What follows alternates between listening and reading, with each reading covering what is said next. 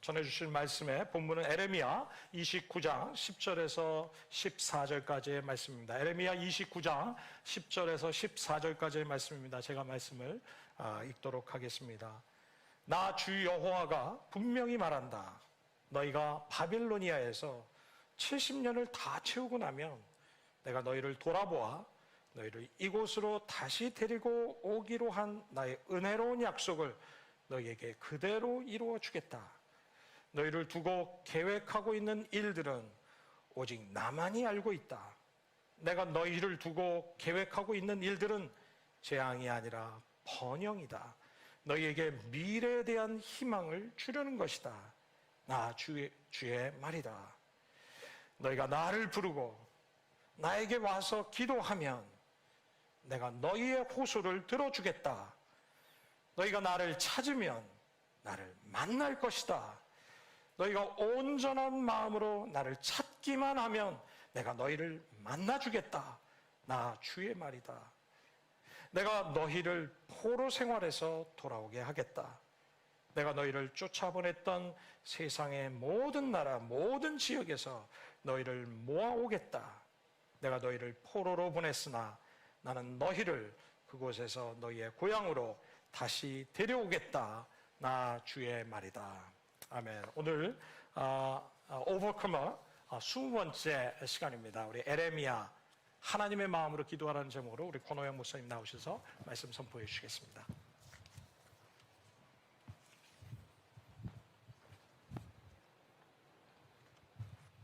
네, 한 주간 어떻게 지내셨나요? 다시 코로나 상황이 어려워지면서 사회적 거리두기가 한 주 연기됐죠. 13일까지. 우리 워프 식구들 다 그리운 얼굴도 보고 싶은데 또 만날 수 없어서 안타깝지만 이렇게 온라인으로라도 인사할 수 있어서 예배할 수 있어서 너무나 감사합니다. 2019년 코로나가 정말 많은 사람들의 삶을 바꿔놓고 많은 변화를 주는 것 같습니다. 저희 큰아들은 지금 시드니에 살고 있는데 지난 2월 달에 개인 비즈니스를 시작했어요. 시작하자마자 코로나 때문에 어떻게 할 수 없는 상황에 있었고요. 저희 조카는 그 어렵다는 고3 생활을 마치고 원하는 대학에 들어갔는데 학교 문턱에 한 번도 못 가보고 지금 9개월이 지났다는 게 현실입니다. 부한 자든 가난한 자든 배운 자든 배우지 못한 자든 모두 이모저모로 많은 어려움을 겪고 있죠. 특히 올해는 또 장마가 너무 길었고 태풍도 여러 차례 오고 있고 아직도 한 번 태풍이 더 남았다고 하죠. 지구촌이 어쩌다가 이런 상황이 되었는지 우리 모두 의문을 가질 수밖에 없습니다. 그러나 이미 많은 생태학자들, 미래학자들, 신학자들은 마침내 올 것이 왔다. 이미 예견하고 있었던 현실이다라는 말들을 하죠. 이미 지구는 온난화로 인해서 여러 가지 많은 부작용이 일어나고 있는 거 저희가 너무나 잘 알고 있습니다. 얼마 전에 뉴스를 봤더니 지금 지구는 이미 1도가 올라 있는데 1.5도로 더 올라가면 그때는 지구에 대반란이 일어날 수밖에 없고 만약에 2도가 더 올라가면 그때는 지구가 끝이다. 이렇게까지도 얘기들을 하고 있죠. 어찌 보면 지금 지구는 생존의 기로에 서 있다라고도 볼 수가 있습니다. 공감의 시대를 쓴 제레미 립킨이라는 분은 1990년대만 해도 인간이 차지하고 있는 공간은 전 대륙의 14%였는데 2000년이 들어서서는 전 대륙의 77%를 차지하게 되어서 동물들이 있을 공간이 없어졌다는 거예요. 그래서 그 동물들에게 서식하던 박테리아나 바이러스가 어쩔 수 없이 인간에게 침투할 수밖에 없는 것이 지금의 상황이라는 거죠. 이제 더 이상 예전으로 돌아갈 수는 없다는 거죠. 감염병과 함께 더불어서 살아가야 되는 뉴 노멀 시대가 도래했다. 이렇게 말들을 하죠. 또 포스트 모더니즘 시대가 있었다면 지금은 포스트 코로나 시대다. 어떤 분은 21세기가 바야흐로 2020년에 시작되었다라는 말들까지도 합니다. 어쩌면 코로나는 인류 역사의 결정적인 전환의 때라고도 볼 수가 있습니다. 자, 그렇다면 우리에게 닥친 이 뉴노멀의 시대에 우리는 어떻게 이 시대를 맞이할 것인가, 이것을 고민해 보지 않을 수 없습니다. 정말 하루속히 백신이 개발되어서 빨리 저희가 정상적으로 생활할 수 있기를 간절히 바라고, 무고한 또 생명들이 또 죽음을 겪는 이런 가슴 아픈 현실이 사라지기를 바라지만, 그것보다 어쩌면 우선돼야 될 것이 그동안 우리의 삶에서 무엇이 잘못되었는지, 무엇을 고쳐야 하는지, 이것을 살펴보는 일일 것입니다. 여러분, 인간의 위대함은 자기를 돌아보고 앞으로 어떤 방식으로 살아야 하는지에 대해 생각해보는 능력이 있다라는 거죠. 오늘 저희가 함께 읽은 본문의 말씀 배경은 남유다 말기 급부상하는 신흥 바벨론 제국의 침공으로 인해서 나라가 쑥대밭이 되고 남유다의 지도자들 또 전문인들 인재들이 포로로 끌려가는 상황에서 선지자 예레미야를 통해서 전해진 하나님의 말씀입니다. 이미 북이스라엘은 아수르로 인해서 멸망당했고요. 이제 남은 남유다마저도 바벨론에서 망하게 될 그런 지경에 놓였다라는 거죠. 하나님이 택하신 민족이라는 이스라엘 민족의 그 명예가 하루아침에 추락할 수밖에 없는 어두운 역사가 도래하고 만 것입니다. 여러분, 그렇다면 도대체 이들이 왜 이렇게 무참하게 무너질 수밖에 없었는가? 그 원인이 궁금하죠. 예레미야서 2장 13절에서는 하나님께서 이런 말씀을 하십니다. 참 이 백성이 두 가지 악을 저질렀는데, 하나는 생수의 근원인 나를 버린 것이고, 또 하나는 전혀 고이지 않는 물이 새는 웅덩이를 파서 그것을 샘으로 삼은 것이다 라고 말씀을 하십니다. 즉 하나님만 섬기겠다고 약속한 이스라엘이 헌신장처럼 하나님을 버리고 가나안에 들어간 지 얼마 되지 못해서 가나안 족속들이 섬기고 있는 각종 신들을 숭배하기 시작했다라는 거죠. 가나안의 현란한 문화, 타락한 그 성문화, 그들의 제사, 이것에 정신없이 빠져들면서 거침없이 우상 숭배를 감행했더라는 것입니다. 하나님은 이스라엘의 이러한 행위를 정절을 지키지 않은 아내의 비유를 하고 계시죠. 그래서 하나님을 배신한 행음이다, 간음이다, 이런 표현들을 성경에 기록하고 있습니다.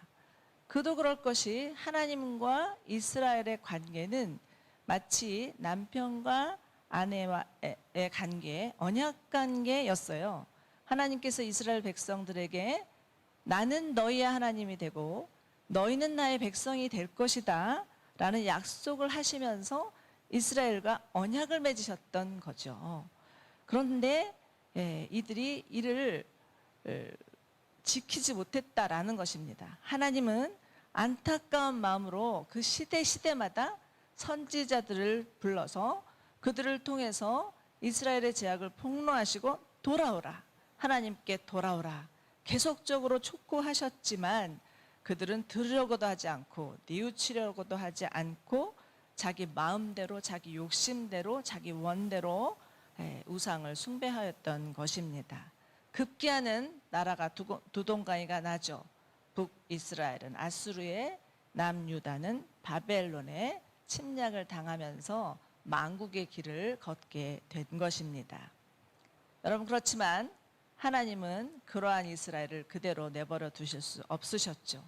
다시 살리실 계획을 세우는데 그것이 바로 오늘 본문에 나타난 바벨론 포로 70년이었습니다. 이 바벨론 포로 70년 기간을 통해서 이들을 새롭게 하시겠다는 계획을 세우셨던 거죠. 그렇지만 이스라엘이 이 하나님의 계획을 알 리가 없었죠. 7년도 아니고 70년이라니 도저히 믿기지 않았을 것입니다. 더구나 그 당시에 있었던 많은 거짓 선지자들은 하나님의 백성이 이스라엘은 결코 망하지 않는다. 하나님이 다시 우리를 되돌릴 것이다. 절대로 선하신 하나님은 그럴 리가 없다. 라는 그런 말들을 이스라엘 백성들에게 계속 전달하면서 백성들의 마음을 현혹시켰다라는 거죠. 너무나 안타까운 노릇이죠. 그렇지만 실상은 우리들도 종종 이 같은 비슷한 생각을 할 때가 많이 있는 것 같습니다. 우리에게도 어려움이 오고 고통이 오면 아니야, 하나님은 그러실 리가 없어 라는 막연한 기대와 희망을 가지고 그것이 믿음이라고 생각하는 경향들이 있다라는 거죠. 여러분, 그렇지만 하나님은 때로 당신의 사랑하는 자녀들에게, 백성들에게 사랑의 재칙을 드신다는 사실을 기억하셔야 합니다. 10절과 11절을 한번 보십시오. 다시. 하나님은 이스라엘에게 바벨론 포로 70년에 대해서 말씀하시는데 이것은 바로 하나님의 계획이었다라는 것을 얘기를 하시죠. 내가 이들을 70년이 지나면 다시 돌아오게 할 것이다. 그리고 이것은 절대 재앙이 아니라 번영이다. 너희를 위한 미래의 희망이다. 라는 말씀을 분명히 하고 계십니다. 그렇습니다. 이스라엘의 그 바벨론 포로는 이스라엘을 버리신 것도 아니요, 잊으신 것도 아니요, 70년이라는 긴 기간 동안 이스라엘의 뼛속 깊이 박혀있는 고질적인 죄악을 벗기시는 하나님의 시간이었다는 거죠. 이들 안에 있는 우상숭배를 제하시고 이들 안에 있는 이기심과 욕심을 벗기시고 다시 하나님을 생각하고 다시 하나님만을 예배하는 민족으로 삼으시려는 하나님의 계획이었습니다. 여러분, 그런데 아이러니하게도 고난이 모든 사람을 다 하나님께 돌아오게 하지만은 않습니다. 때로는 고통을 당하면 그것 때문에 사람들의 심령은 더욱 상하게 되고 피해의식이나 적대감이나 분노나 절망에서 헤어나지 못하는 경우들이 더 왕왕 있는 것 같습니다. 그래서 우리 가운데 우리 안에 어려움이 있고 고난이 있을 때 우리가 해야 될 태도는 자기 자신을 돌아보는 것입니다. 자기 성찰이라고도 할 수 있겠죠?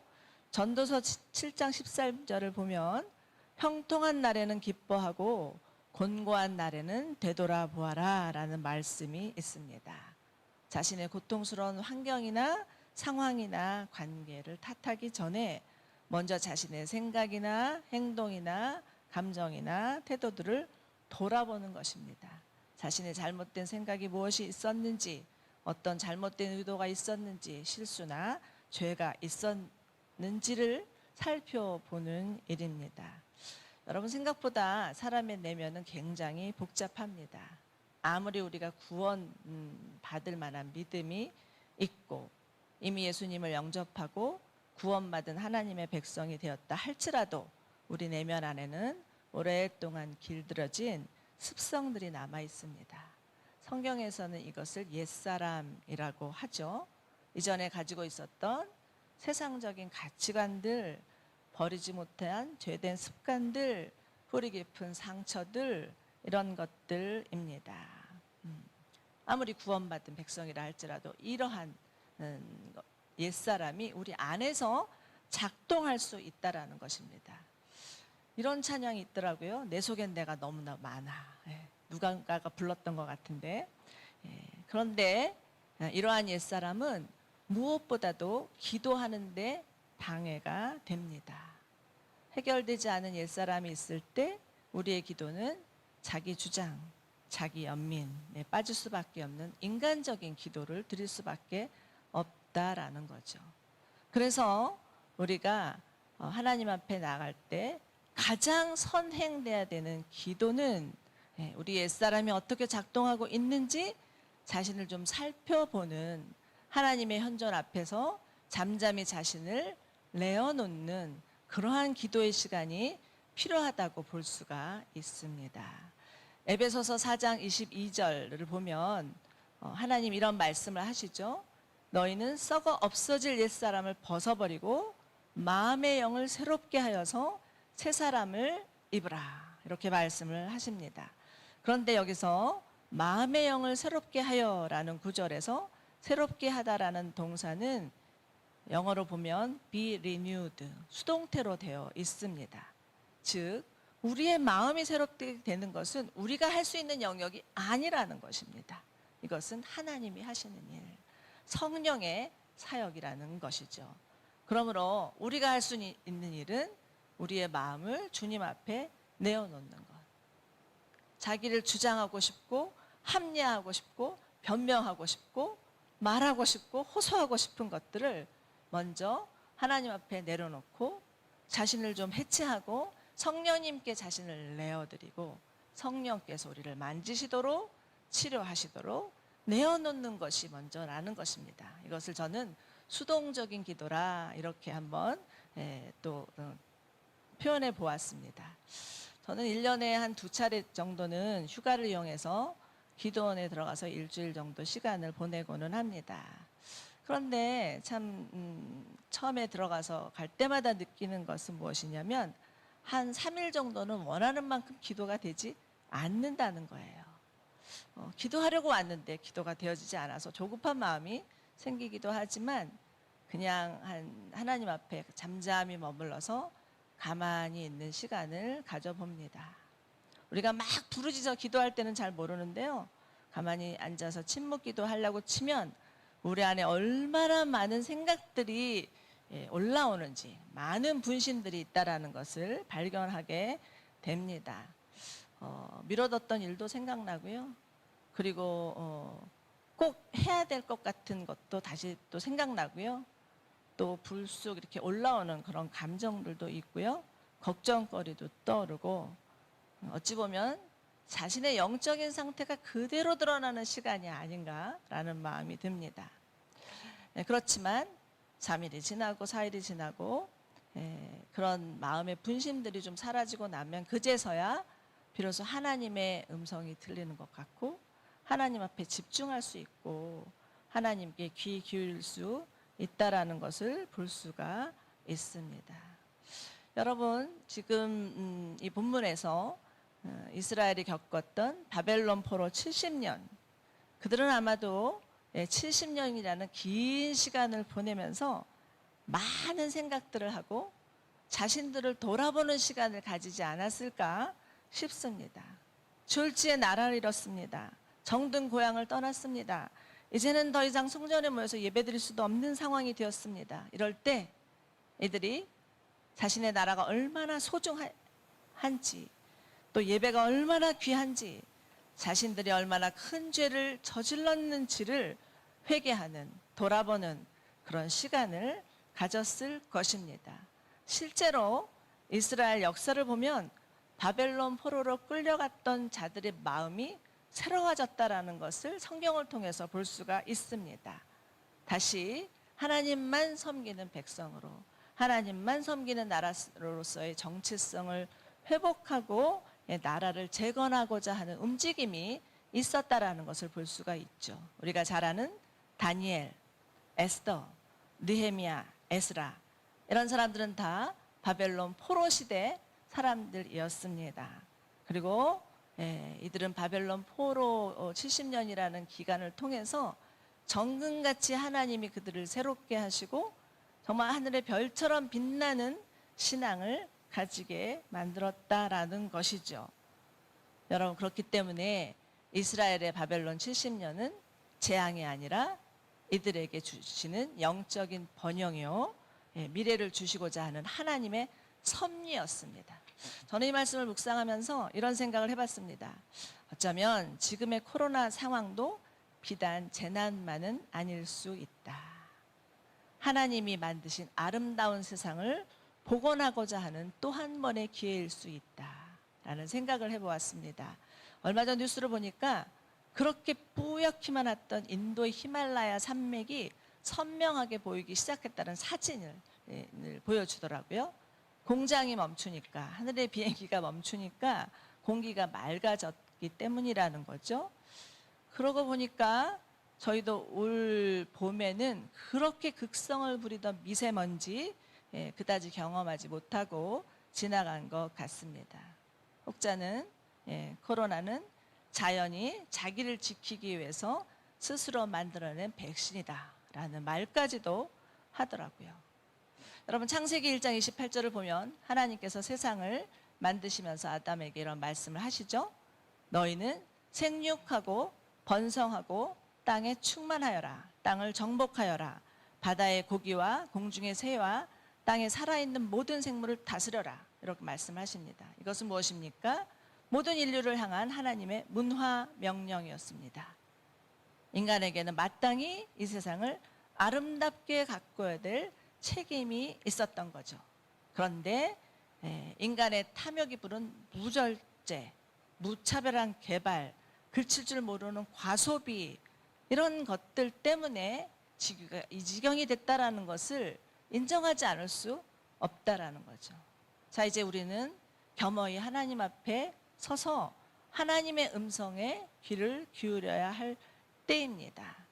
이 세상을 향한 하나님의 선하신 뜻이 무엇인지를 분별하고 하나님의 뜻이 이루어지도록 부르짖어 기도해야 될 때라는 것입니다. 예레미야는 이스라엘을 향한 하나님의 마음을 분명히 알았습니다. 거짓 선지자들이 아무리 유다는 망하지 않을 것이다, 백성들의 귀에 듣기 좋은 말만 하고 백성들의 마음에 살 때도 그는 현혹되지 않았죠. 정말 이것 때문에 예레미야서를 읽어보면 예레미야가 얼마나 많은 고통을 당했는지 낱낱이 써 있습니다. 이스라엘 백성들에게 거절당하고 왕에게는 핍박당하고 심지어는 감옥에 갇히고 결국은 애굽에 가서 순교했다라는 기록까지도 나오는데 그럼에도 불구하고 그는 하나님이 그에게 전해준 메시지만을 전했습니다. 왜요? 하나님의 마음이, 이스라엘을 향한 하나님의 마음이 무엇인지 알았기 때문이죠. 바벨론 포로 기간이 절대 재앙이 아니다. 너희에게 주려고 하는 평안이요 장래의 소망이다 라는 것을 알았기 때문입니다. 여러분, 기도의 깊이는 말씀과 긴밀한 관련이 있습니다. 그런 까닭에 말씀 묵상 너무나 중요합니다. 우리가 하나님의 말씀을 묵상할 때 하나님의 음성이 들리기 시작하고 비로소 하나님 아버지의 마음이 무엇인지 알아서 주님이 인도하시는 방향으로 살 수 있다라는 것입니다. 그렇기 때문에 기도하기 전에 앞서야 될 것은 먼저 하나님의 말씀을 듣는 것입니다. 그런 차원에서 볼 때 기도는 듣기다라고도 할 수 있습니다. 무조건 기도를 길게 한다고 능사가 아닐 수 있죠. 그러나 하나님의 말씀을 통해서 하나님의 마음을 알 때 분명히 그 기도는 우리 속에서 터져나오는 기도가 되리라고 믿습니다. 12절과 13절을 한번 돌아가 봅시다. 하나님은 이스라엘 백성들에게 이렇게 요청하시죠. 너희는 나를 부르고 나에게 와서 기도하면 내가 너희의 호소를 들어주겠다. 너희가 나를 찾으면 내가 만나줄 것이다. 너희가 온전한 마음으로 나를 찾기만 하면 내가 너희를 만나주겠다고 약속을 하십니다. 여러분, 기도는 결코 허공을 향한 공허한 외침도 아닙니다. 하나님의 마음을 달래서 겨우겨우 내가 원하는 것을 얻어내기 위한 애씀도 아닙니다. 기도는 전능하신 하나님을 전적으로 신뢰하는 간절한 부르짖음입니다. 누가복음 18장을 보면 기도에 관한 한 비유가 나옵니다. 한 과부가 자기가 살고 있는 도시의 재판장에 가서 자기의 원한을 풀어달라고 밤낮으로 호소를 하죠. 그랬더니 결국 그 재판장이 그 과부의 원한을 풀어준다는 대목입니다. 예수님이 왜 이 비유를 기도에 대한 비유로 사용하셨을까요? 여러분, 지금 한번 생각해 보십시오. 과부가 재판장에 가서 자기의 원한을 풀어달라고 호소할 수 있었던 이유는 그 재판장이 그 도시에서 자신의 원한을 풀어줄 수 있는 유일한 권한이 있다라는 것을 확신했기 때문 아니겠습니까? 자, 그렇다면 우리가 하나님 앞에 간절히 호소하면서 부르짖을 수 있는 이유도 하나님이야말로 우리의 모든 문제 개인이든 직장이든 사회든 나라든 이 모든 문제를 해결할 수 있는 유일한 권능자이십니다 라는 고백 때문이 아니겠습니까? 그런데 만약에 우리의 기도에 힘이 없고 기도가 지속되지 않는 이유가 있다면 어쩌면 하나님에 대한 절대 신뢰가 부족하기 때문일 수도 있습니다. 여러분, 기도 중에 기도는 무슨 기도입니까? 어떤 기도라고 생각하십니까? 주기도문이겠죠? 예수님께서 우리에게 가르쳐 주신 기도입니다. 그런데 이 주기도문을 한번 묵상해 보면 이렇게 시작하고 이렇게 끝이 납니다. 제가 누가복음 11장 2절에 있는 주기도문을 표준 세번역으로 한번 읽어드리겠습니다. 아버지, 그 이름을 거룩하게 하여 주시고 그 나라가 오게 하여 주십시오. 날마다 우리에게 필요할 양식을 내려주십시오. 우리의 죄를 용서하여 주십시오. 우리에게 빚진 모든 사람을 우리가 용서합니다. 우리를 시험에 들지 않게 하여 주십시오. 계속 주십시오, 주십시오, 주십시오라고 기도를 가르쳐 주셨죠. 처음부터 끝까지 청원 기도입니다. 이것은 무엇입니까? 하나님 아버지에 대한 절대적인 신뢰를 기초한 기도였다라는 것을 볼 수가 있죠. 이것은 아주 능동적인 기도다, 이렇게 말할 수 있습니다. 여러분, 지금은 그 어느 때보다도 기도해야 될 때입니다. 더 능동적으로 기도하기 위해서 수동적인 기도가 필요하고, 수동적인 기도가 있을 때 더 능동적으로 기도할 수 있음을 꼭 기억하시기 바랍니다. 그렇지만 여러분, 기도는 어디까지나 영적인 일이기 때문에 우리의 의지나 노력으로 가능하지 않습니다. 자, 우리 하루 1시간 기도 운동 너무나 필요하고 너무나 귀한데, 솔직히 말해서 얼마나 많이 이게 실행하고 계시는지 궁금하기도 합니다. 네, 작심삼일이라는 말이 있죠. 기도는 3일까지도 못하는 경우가 꽤나 있는 것 같습니다. 그렇기 때문에 기도하기 위해서는 전적으로 성령님께 자신을 의탁하여야 합니다. 우리 기도할 때 이 2가지 로마서에 나오는 이 9절의 말씀을 꼭 마음에 간직하시고 기도하셨으면 좋겠다는 생각이 듭니다. 로마서 8장 26절에 보면 성령께서 우리의 약함을 도와주신다. 우리가 어떻게 기도해야 될지 알 수 없을 때 성령께서 친히 이루 다 말할 수 없는 탄식으로 우리를 대신하여서 간구하신다고 말씀하고 계십니다. 또한 한 구절 보겠습니다. 로마서 8장 34절입니다. 그리스도 예수는 죽으셨지만 오히려 살아나셔서 하나님의 오른편에 계시며 우리를 위해서 대신 간구하여 주십니다. 무엇입니까? 우리 안에 계신 성령께서 우리를 위하여서 대신 말할 수 없는 탄식으로 기도하시고, 하나님 우편에 계신 예수 그리스도께서 우리를 위해서 늘 중보하고 계시다는 사실을 꼭 기억하시기 바랍니다. 우리는 혼자 기도하는 것이 아닙니다. 성령께서 함께 기도해 주시고 예수님이 우리를 위해서 중보하고 계시다는 사실을 믿으시기 바랍니다. 자, 이제 말씀을 마치려 합니다. 예레미야는 이스라엘이 가장 참혹한 시기에 활동했던 선지자였습니다. 하나님께서 그를 부르셨을 때 그의 첫 반응은, 주님, 저는 말 잘 할 줄 모릅니다. 저는 아직 너무 어립니다 라는 것이었습니다. 그는 아주 어린 나이에 소명을 받았던 것 같습니다. 그래서 애굽에서 순교하기까지 근 47년이라는 기간 동안 하나님의 말씀을 전하였습니다. 그런데 그가 사역했던 시기는 너무나 암울한 시기였습니다. 하나님의 말씀을 전했을 때 그들의 백성들은 누구도 이해하지 못했고 받아들이려고 하지 않았습니다. 그로 인해서 얼마나 많은 수모와 핍박을 견뎌야 됐는지 모릅니다.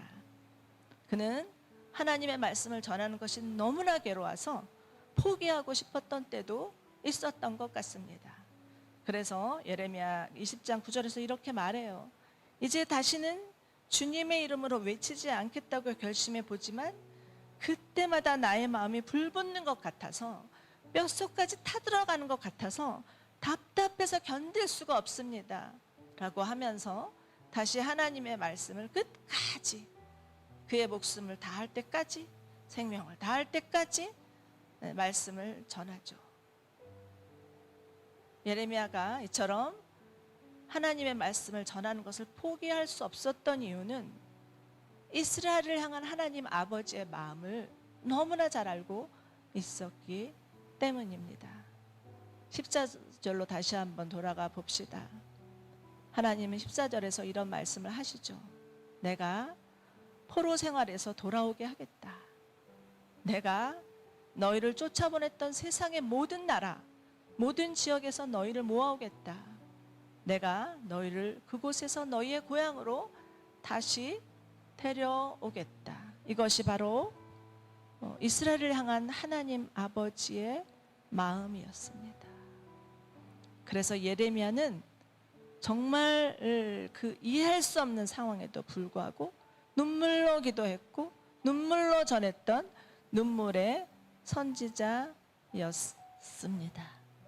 그는 예루살렘이 함락되고 있는 상황 가운데 많은 자들이 죽어가고 있었어요. 바벨론이 침공하니까 예루살렘이 함락되면서 정말 뱃속에 든 아기까지도 죽을 수밖에 없는 그런 처참한 상황에 있었습니다.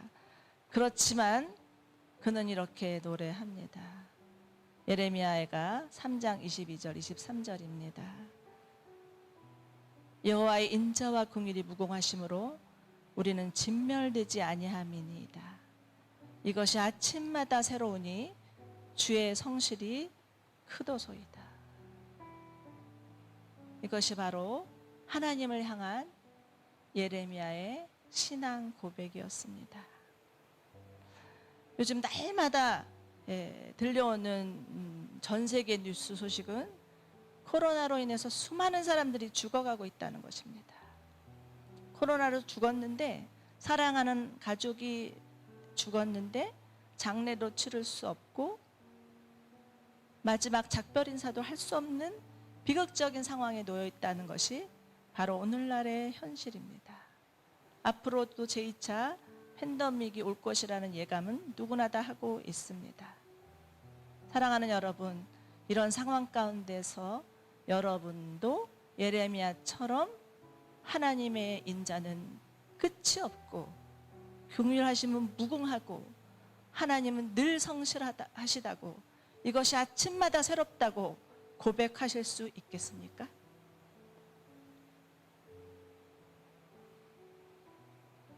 우리가 겸손히 하나님 앞에 무릎 꿇고 기도할 때 하나님께서 하나님의 마음을 보여주시고 우리에게 말씀하실 것입니다. 이것은 재난이 아니다.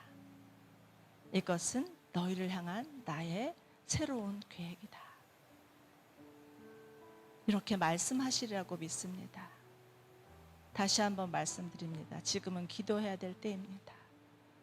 하나님 앞에 겸손히 무릎 꿇고 목사님 말씀하신 것처럼 기도실을 셋업하고 그 안에서 무릎을 꿇고 하나님을 잠잠히 바라보아야 할 때입니다. 그러할 때 우리가 얼마나 잘못 살았는지, 우리 안에 얼마나 많은 거품이 있었는지를 깨닫게 될 것입니다. 그리고 우리 안에서 정말 진심으로 회개가 터져 나올 때 하나님의 마음이 무엇인지 발견하게 될 것이고 알게 될 것이고 우리는 부르짖어서 기도할 수 있을 줄 믿습니다. 사랑하는 여러분, 오늘 예레미야에게 주신 이 말씀이 우리에게도 주신 동일한 말씀이라고 믿으십니까? 우리 예레미야를 통해서 이스라엘 백성에게 주신 것처럼 너희는 내게 부르짖어라. 그리하면 내가 너희를 만나줄 것이다. 내가 너희에게 응답하겠다라고 약속하시는 하나님의 이 약속의 말씀을 믿고 기도하는 저와 여러분 되시기를 주님의 이름으로 축원합니다. 우리 함께 이 찬양할까요?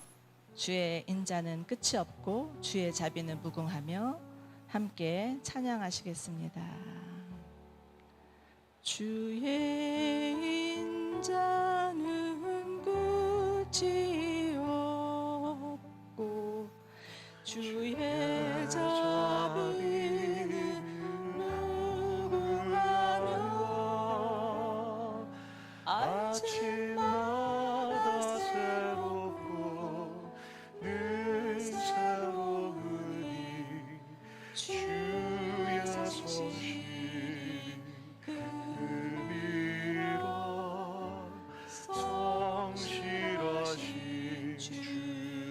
다시 한번요. 주의 인자는 끝이 없고 주의 자비를 우그하며 아침마다 새롭고 늘 새로우니 주의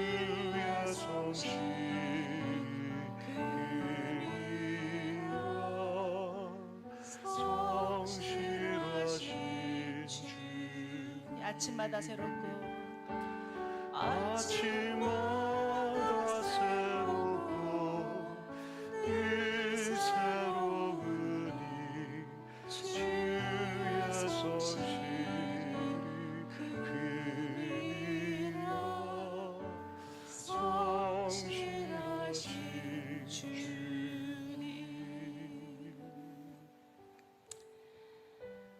여러분 기도하러 기도실에 들어가시면 여러분 안에는 무슨 생각부터 떠오르십니까?